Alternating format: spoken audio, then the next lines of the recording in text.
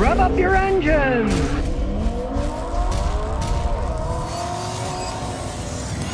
Today I'm going to talk about late model Mazdas and their Skyactiv technology. You see it plastered all over the place. In this case it's in a CX-5 crossover. You can see it says Skyactiv here too. Now of course it's an advertising slogan, as most slogans are, but it actually stands for something. It's a combination of a bunch of technologies to get more power, more fuel efficiency, and better handling. Now this particular CX-5, it's the luxury model, which is what you'd want to buy if you're buying one, because the 2-liter 4-cylinder engine is kind of a dog.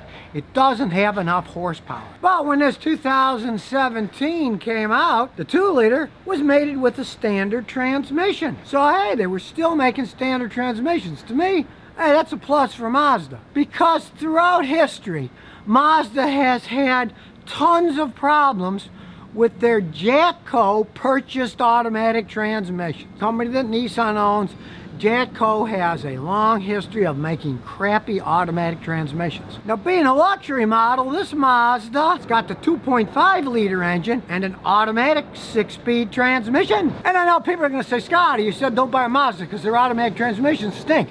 Well yeah, they used to stink because they were Jatco transmissions. But this baby has a Mazda designed and built automatic transmission. It's called an W6A-EL automatic transmission. Yeah, stupid name, I agree, but that's what it's called. But this transmission is not made by Jatco. It's made by Mazda. It's an interesting transmission because it contains a torque converter like a normal automatic transmission, but it also contains a clutch like in a standard transmission. With its 6 speeds, it allows you to have plenty of power and good gas mileage, and it even has a manual shifting mode. As you can see here, there's drive. You can shift into the manual mode. We can go down or up gears when you're driving quite quickly. It doesn't have the lag that some of these manual shifting automatics have, and it's nothing like those slip and slide CVT transmissions that Jatco often produced. I do have to give Mazda kudos on this.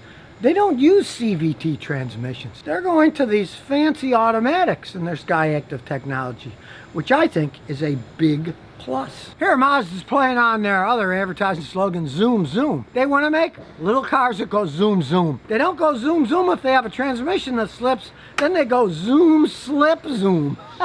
So their engineers have made a transmission that fits their philosophy. And I haven't seen any problems with this yet. This one's 3 years old. No problems at all with it. I haven't seen them have breakdown problems like the Jatco transmissions do. Now the other main part of the Skyactiv technology is the engine. We'll take the stupid crappy beauty cover off so you can see inside. It has a usual coil-on plug, and it's also a GDI engine with gasoline direct injection. And it's got a solid chain for reliability, as you can see by the sign here. This car actually is made in Japan. Let's face it, the best Japanese cars are still made in Japan. Even Jatco with their automatic transmissions. The worst transmissions I see that they make are the ones that are produced in Mexico and in China. They're not even making that stuff in Japan anymore. And if you're like me and you want to buy a Japanese car, you want one made in Japan. You don't want one made in China or Mexico. You're paying for a Japanese car, you should get one that's built by Japanese people. Now one reason I like this particular Mazda is because it has the 2.5 GDI engine in it, but it is not turbocharged. They didn't offer turbocharging in these until 2019.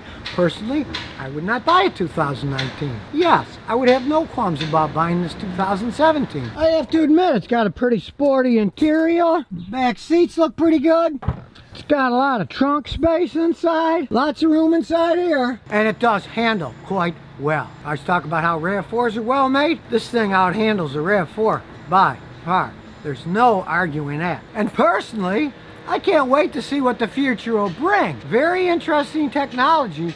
6-speed automatic transmission holds up over time. Toyota, on the other hand, is having problems with a lot of their 8-speed automatics that they're using. So, who knows what the future will bring? I never advised people in the past to buy them because they look good, but they didn't hold up. Well, with this new technology that they've thrown in, if that automatic transmission holds up for years and years, this one's 3 years old and it's still holding up quite well, I changed my opinion on telling people whether or not to buy them. Mind you, Scotty's a conservative guy, so I'm still going to wait till they're 5, 8 years old, see what the history of the transmissions are. I personally don't trust anything until it's been out there for a long time. Because if you think about it, there's a big difference between spending 30-something grand on a car and spending 800 bucks on a phone. Okay, yeah, you get tired of the phone, new technology comes out, you buy another phone, 30-something $1,000. You're in another ball game then. And as I've always said, I'm not a big fan of turbos because things wear out faster. In these 2019 and newer, you can get a 2.5 four-cylinder that has a turbo. I wouldn't advise doing that. This thing's got plenty enough pickup with GDI. As you can hear for a four-cylinder car, it's quiet, it's smooth, but when you step on the gas, it's got some zoom to it. And realize that this Skyactiv technology in this engine is pretty much Mazda technology. The problem that the Mazda engines had in the past was they had a lot of Ford VVT technology in them. I saw them broken, I took them apart. I saw that they had Ford Motorcraft parts on the systems. These things are Japanese design now.